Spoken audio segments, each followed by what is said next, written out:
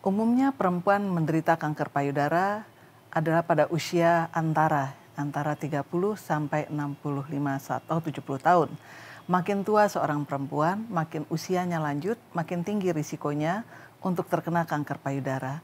Jarang sekali kanker payudara diderita oleh perempuan di bawah usia 30 tahun, walaupun ada yang memang bisa menderita kanker payudara pada usia demikian.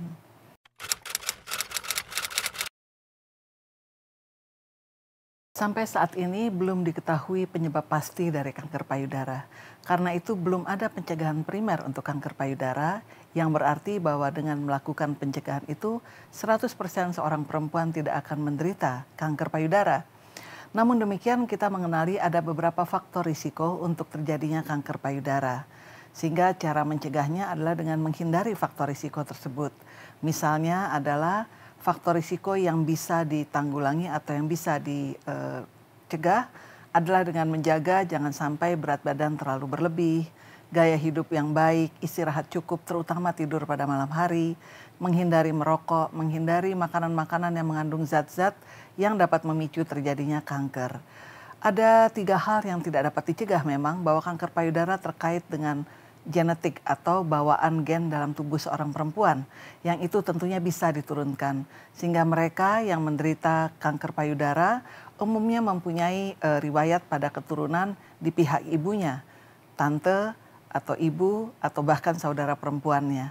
Ini yang akan meningkatkan risiko kanker payudara namun tidak dapat dicegah atau tidak dapat diubah. Dengan demikian pada mereka ini harus dilakukan pemeriksaan yang lebih dini dengan beberapa cara pemeriksaan. Pemeriksaan yang canggih yang ada di luar negeri sampai saat ini adalah memeriksa apakah si perempuan tersebut mempunyai gen-gen yang sudah mengalami mutasi. Mungkin kalau kita pernah mendengar cerita tentang Angelina Jolie, dia mendapatkan riwayat kanker payudara dari ibunya. Ibunya meninggal karena kanker payudara dan saat dia memeriksa genetiknya dia mendapatkan bahwa pemeriksaan gennya yang dikenal dengan BRCA 1 dan 2 memungkinkan dia untuk mendapatkan kanker payudara hingga 85%. Karena itu mungkinlah yang menyebabkan dia memutuskan untuk kedua payudaranya diangkat. Namun demikian ada cara lain untuk menghindari yaitu dengan melakukan deteksi dini atau melakukan pemeriksaan yang mendeteksi sedini mungkin pada saat kanker itu muncul. Pemeriksaan yang paling terkenal adalah pemeriksaan yang disebut dengan mamografi. Mamografi adalah pemeriksaan dengan radiologi atau dengan memberikan elektron pada foto, semacam foto pada payudara. Kemudian dilihat apakah ada bercak yang berwarna putih atau kalsifikasi kita katakan pada fotonya.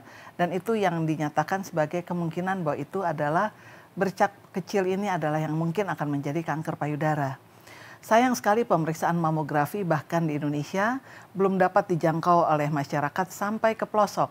Barangkali hanya kota-kota besar seperti kota-kota di ibu kota provinsi yang memiliki pemeriksaan untuk mamografi. Karena itulah pemerintah saat ini menganjurkan untuk seluruh perempuan melakukan pemeriksaan payudara sendiri atau yang dikenal dengan nama sadari, periksa payudara sendiri.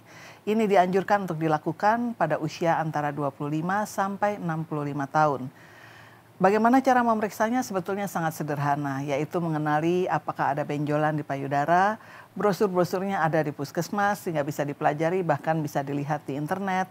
Bagaimana cara melakukan perabaan dengan bagian telapak tangan, dilakukan perabaan secara memutar pada payudara, bergiliran kiri dan kanan, dan memastikan bahwa tidak ada benjolan yang muncul tiba-tiba yang tadinya tidak ada, dan ini dilakukan bisa setiap bulan.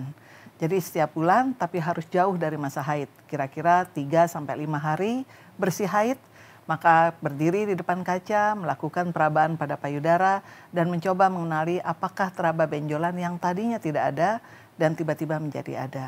Cukup sederhana untuk melakukan pemeriksaan payudara sendiri. Pemeriksaan juga bisa dilakukan oleh tenaga medis, namun si perempuan harus pergi ke institusi yang bidannya atau dokter atau perawatnya cukup terlatih untuk melakukan pemeriksaan ini.